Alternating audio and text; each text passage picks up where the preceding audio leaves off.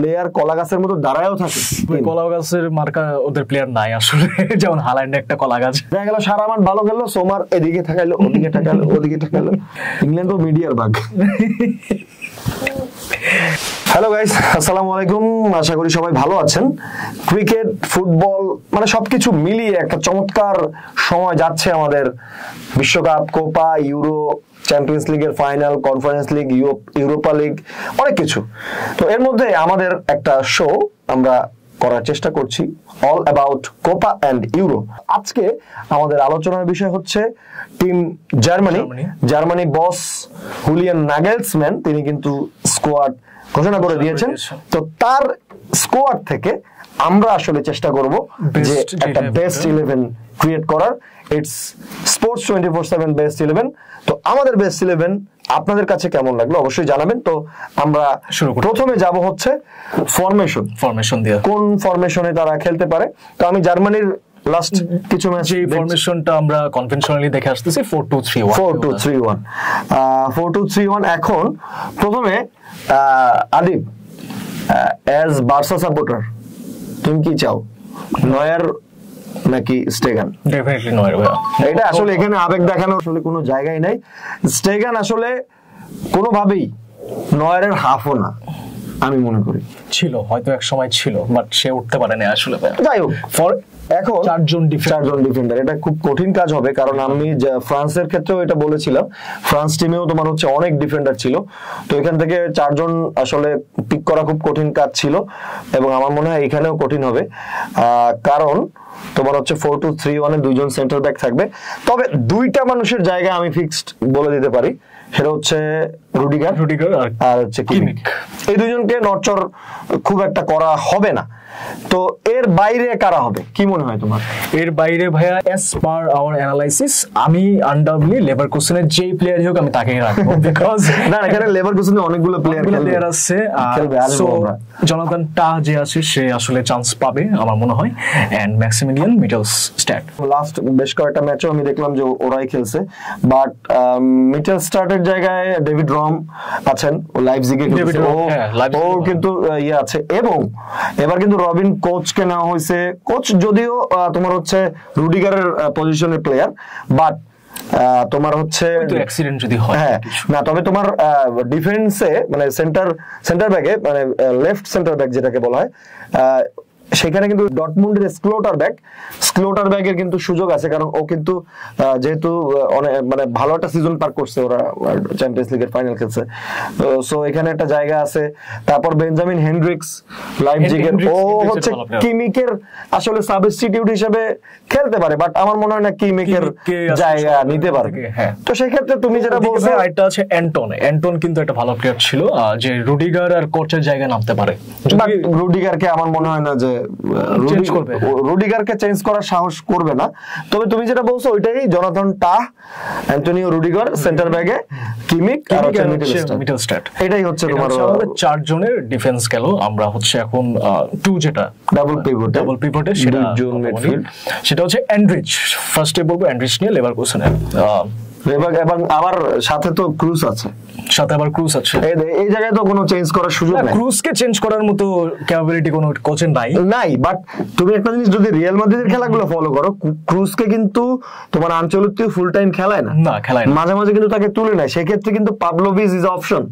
এবং তুমি রিয়াল মাদ্রিদের সাথে লাস্ট ম্যাচে কিন্তু পাবলোভিচ ভালো খেলছিল, বেস্ট 11 ছিল বায়ার্নের প্লেয়ার। এবং মানে তোমার হচ্ছে বায়ার্নের যে একটা আধিপত্য, এটা কিন্তু সবসময় জার্মান টিমে থাকে। এবার আমরা এই স্কোয়াডটা কিন্তু অ্যানালাইসিস করে দেখলাম যে স্টুটগার্ট এবং হচ্ছে তোমার লেভারকুসেনের প্লেয়ার বেশি। তারপরও সানে আছে, মুসিয়ালা আছে, পাবলোভিচ আছে, কিমিক আছে, নয়ার আছে, ওদেরও প্লেয়ার আছে।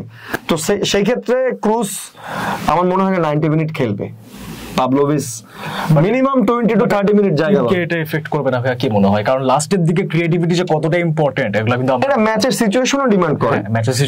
সিচুয়েশন যদি দেখা গেছে যে ডিফেন্সিভ প্লেয়ার লাগবে বা না, এমন হতে পারে যে ভালো হচ্ছে না, হতে পারে ফর্ম নাও থাকতে পারে, ভালো হচ্ছে না, মানে গোল পায় নাই, তখন কোচরা তো বিভিন্ন অপশন দেখে। তখন তোমার হচ্ছে এন্ড্রিককে উঠে গ্রপকেও দিতে পারে, প্যাসকেল গ্রপ। হ্যাঁ, প্যাসকেল গ্রবও ভালো হতে পারে ব্রাইটনে খেলে। সো অপশন আছে, অপশন থাকলে তো তোমার এইসব জায়গায় তো মানে কোচদের একটা চেঞ্জই কিন্তু আসলে তোমার, যেমন ধরো যে আমি যদি বলি আর্জেন্টিনার ক্ষেত্রে যে তোমার আলভারেজ আর হচ্ছে এনজো ফার্নান্দেজকে নামাইছিল বোধহয় 59 মিনিটে আর 63 মিনিটে মেক্সিকো ম্যাচে, এবং one of the greatest substitutions. তারপরে তোমার মারিও গোৎসা 114 মিনিটে, কোচরা এই সমস্ত সাবস্টিটিউশন তো আসলে হঠাৎ করবে, সাকসেস হলে সেটাই হিস্টোরি হয়ে যাবে। সো আমার মনে হয় এনরিচ এবং ক্রুজ থাকবে, বাট পাভলোভিচ আর প্যাসকেল গ্রব এদেরও জায়গা পাওয়ার সুযোগ আছে আর নামার চান্স আছে অনেক বেশি। তো এখন আমরা আসি তিনজন আমার এটাকে মানে তোমার হচ্ছে এই জায়গাটা কঠিন বেশি, কারণ হচ্ছে কি তোমার গুন্ডোগান থাকবে সেন্ট্রাল অ্যাটাকিং মিডফিল্ডে, রাইট ব্যাক আর হচ্ছে তোমার লেফট ব্যাকে ওদের অনেকগুলো প্লেয়ার আছে। এখানে একটা জিনিস আমি ছোট করে বলি ভাই, সেটা হচ্ছে যে গুন্ডোগান আমরা জানি যে খুব বেশি স্পিডি না, সে থেমে থেমে খেলে কিন্তু ক্লিনিক্যাল। তো এই পাশে হচ্ছে রুইটস আর হচ্ছে মুসিয়ালা, দুইজনে কিন্তু টপ স্পিডের প্লেয়ার। আবার সানেও থাকতে পারে, সানেকে আমি স্পিডে ধরবো না, মুসিয়ালা আর হচ্ছে রুইটস। তো এর মাঝখানে গুন্ডোগান দৌড়াইকুল পাবে না, সেটা আমি বলতে চাইতেছি, দৌড়াইকুল পাবে না কিন্তু হচ্ছে বল বানাই দিতে পারবে। না গুন্ডোগান দৌড়াইকুল পাবে না, ব্যাপার হচ্ছে কি খেলার প্যাটার্নটা আসলে ভিন্ন। মানে গুন্ডোগান কেন বার্সেলোনায় গেছিল এটার পিছনে কিন্তু একটা কারণ আছে, বাট ব্যাপার হচ্ছে কি যে তোমার টিম সাকসেস করতেছে এটাই সবচেয়ে বড় ব্যাপার না, আমি আমার মানে হচ্ছে যে কমফোর্ট জোনে খেলতে পারতেছি কিনা এটা হচ্ছে ব্যাপার। Gundogan kind of creative midfielder, ও হচ্ছে মানে অত মানে চাবির মতো মানে এক জায়গায় দাঁড়ায় খেলবে, সে তার পজিশন নিয়ে খেলবে, বাট তার জায়গায় অপশন আছে, কিন্তু ও বক্স টু বক্স কিন্তু খেলে, হ্যাঁ বক্স টু বক্স মিডফিল্ডার, তার জায়গায় অপশন আছে মুলার। আমার মনে হয় না মুলার গুন্ডোগানের চেয়ে ভালো অপশন হইতে পারে রাইট নাও। ফুরিক আছে এবং তোমার হচ্ছে যে এখানে আবার সুইচ করার জায়গা থাকে। হাভার্টসকে তোমার হচ্ছে জার্মানি হচ্ছে সেন্টার ফরওয়ার্ড হিসেবে খেলাচ্ছে, বাট হাভার্টস কিন্তু তোমার চেলসিতে যখন ছিল সে কিন্তু সেন্ট্রাল অ্যাটাকিং মিডফিল্ডেও খেলছে, বিশেষ করে তুখেল যখন ছিল, তুখেল কিন্তু ক্যামে খেলাইছে। সো এইখানে একটা অপশন ক্রিয়েট হইতে পারে যে গুন্ডোগানকে আরেকটু নিচে নামায় দিয়ে হাভার্টসকে তোমার হচ্ছে সেন্ট্রাল অ্যাটাকিং মিডে খেলে ফুলক্রাককে তোমার হচ্ছে সেন্টার ফরওয়ার্ডে খেলানো যাইতে পারে। বাট যখন 4-2-3-1 ফরমেশন সেই ক্ষেত্রে আমার মনে হয় গুন্ডোগানই থাকবে এবং সেন্টার ফরওয়ার্ড হিসেবে হাভার্টস থাকবে। কিন্তু হাভার্টসকে আমি ভাইয়া সেভাবে সেন্টার ফরওয়ার্ডে দেখছি না অনেস্টলি, বাট অপশন নাই।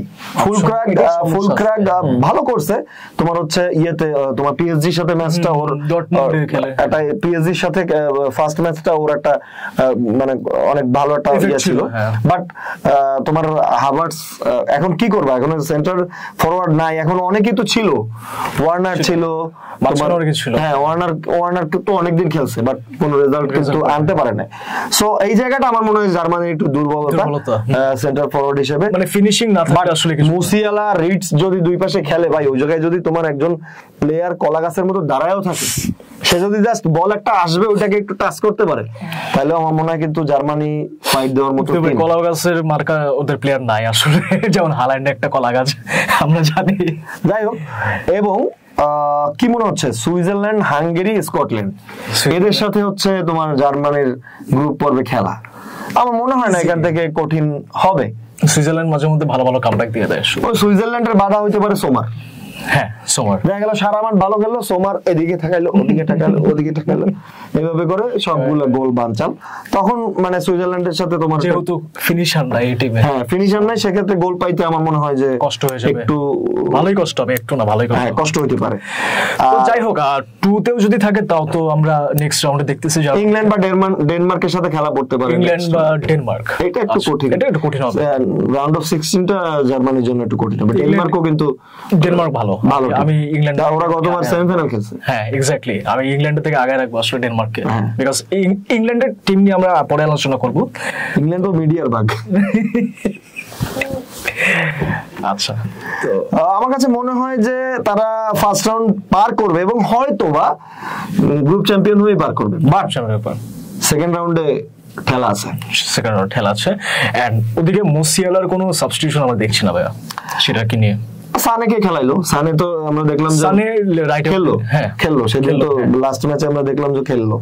তো এটা হইতে পারে, অসম্ভব কিছুই না। তখন দেখা গেল যে মুসিয়ালার অপশন কেন খুঁজতেছ ভাই? মুসিয়ালা তো ইনজুরি ছাড়া ওর অপশন খোঁজার কোনো কারণই দেখিনি আমি, কারণ বর্তমানে মানে বিশ্বের যে কয়জন ক্রিয়েটিভ প্লেয়ার আছে, Musiala is not for speed but কিন্তু ক্রিয়েটিভ, প্রচুর ক্রিয়েটিভ, ড্রিবলিং, প্লে মেকিং এবং বল যে সুন্দর করে ও টানতে পারে, খুবই ভালো। এবং আমার মনে হয় মুসিয়ালা জার্মানির একটা কি পয়েন্ট হইতে পারে। এন্ড আমার কেন জানি মনে হচ্ছে, আমার একটা ইনস্টিংক্ট বলতেছে যে হ্যাভার্টসও ভালো করবে এবার। হ্যাঁ, মানে দেখা যায় না যে অনেক সময় তোমার হচ্ছে বড় টুর্নামেন্টে এসে হঠাৎ করে কেউ ভালো করে, যেমন হচ্ছে মরাটা ছিল, মরাটা মাঝে মধ্যে ভালোই খেলছিল, মোরাটা আছে। তো যাই হোক, এটাই হচ্ছে ছিল জার্মানির আমাদের স্কোয়াডের যে ওভারভিউ, সেটা আপনাদের কেমন লাগছে জানাবেন। আর ভাইয়া লাস্ট পর্যন্ত আপনি আমাকে বলেন যে ইউরোর লাস্ট পর্যন্ত কি জার্মানি যেতে পারবে এই টিম নিয়ে? মনে হয় না, যেহেতু সেন্টার ফরওয়ার্ডে একটু ঘাটতি আছে। তারপরে তোমার আমার মনে হয় না যে ক্রুজ হচ্ছে 90 মিনিট খেলতে পারবে, এইজের ব্যাপার আছে। সেক্ষেত্রে এনরিচ আসলে এত বড় স্টেজে কতটা ভালো করবে, মিডফিল্ডে ওটা ঘাটতি মানে এসে যাইতে পারে। ডিফেন্স আমি সলিড, একদম সলিড, কোনো ঝামেলা নাই। তবে আমি সেন্টার ফরওয়ার্ড আর মিডফিল্ডের অপশনস নিয়ে একটু টেন্সড বা আমার একটু কনফিউশন আছে। এছাড়া মোটামুটি ভালো টিম।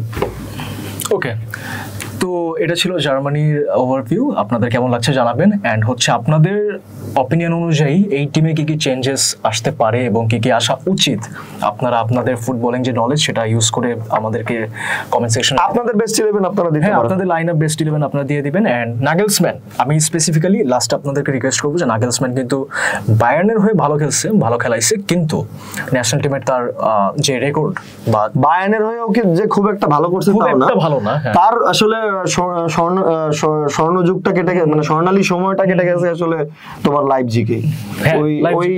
ওই টাইম আর আসে না, মানে ওইটা হচ্ছে আমাদের once in a life time.